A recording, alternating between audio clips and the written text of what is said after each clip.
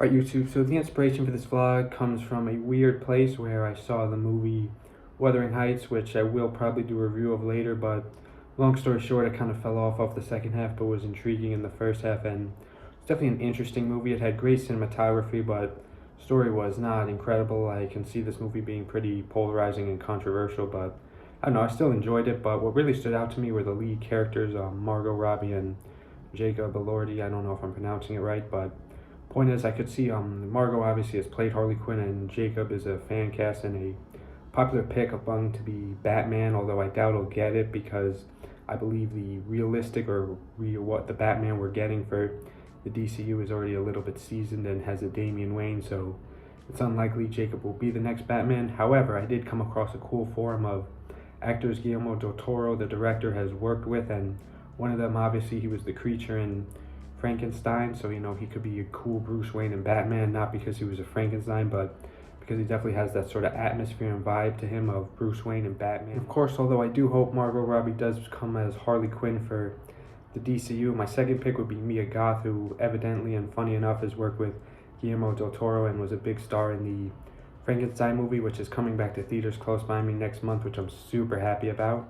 But I'm not going to bounce back and forth anymore between the DCU that's actually happening and this hypothetical movie, so I'll just sort of break away and talk about this idea I have of how I think Guillermo del Toro would make a Batman movie. So he definitely has a fascinating style and is very creative, as we could see with his Frankenstein's monster, because he looks really cool and creative, and Jacob definitely has the impressive physique and size for Batman, so I could definitely see him being a very intimidating and cool Batman. And he also sort of gives me that sort of rugged Bruce Wayne playboy kind of vibe as Bruce Wayne. Kind of repetitive statements. So enjoy this drawing I made of Batman, Bruce Wayne, and then Joker and Harley Quinn. But what I think could be fascinating about his Joker is Joker could be absolutely sadistic and cruel and pure evil, because Suicide Squad Joker's Jared Leto's Joker was absolutely terrible, and I don't know, I feel like the Joaquin Phoenix is kind of overrated as Joker. I did not see the first one, so I'm not the best to judge, but I do know it is an impressive movie. But the second one was absolutely horrendous, so let's move on from that. But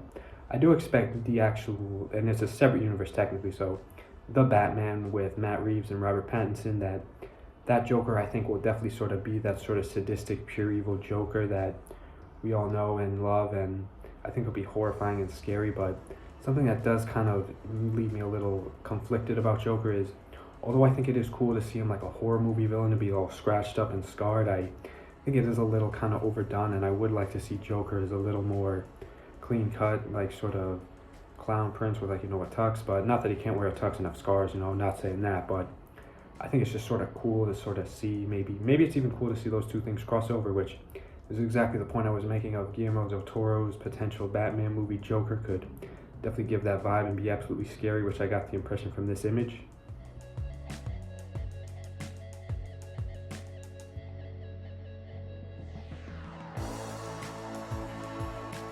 And on that image we see the shadow in his face, which is also great cinematography, and so is these thunderstorm on Batman. As for the storyline, I'm not really sure, but so many cool Batman stories that I don't really know when to pick in mind. I'm sort of doing this as just how I could see a movie going from the director, and I'll conclude this vlog by saying that I know that the director of The Flash and Birds of Prey is directing the DCU Batman Brave and the Bold, which was a little bit of a controversial pick, but I think there are a lot of people working on this movie, so hopefully it's good, because ultimately that's what I want. I'm not here to hold grudges against directors who make bad movies, because I didn't really even see The Flash or Birds of Prey, but I heard pretty bad things about them, so fingers crossed that this movie is great and that it can be a good redemption for the director's work. But now moving on to that in a completely different direction, I sort of view Han Solo as sort of the Bruce Wayne, most Batman Bruce Wayne kind of character of Star Wars,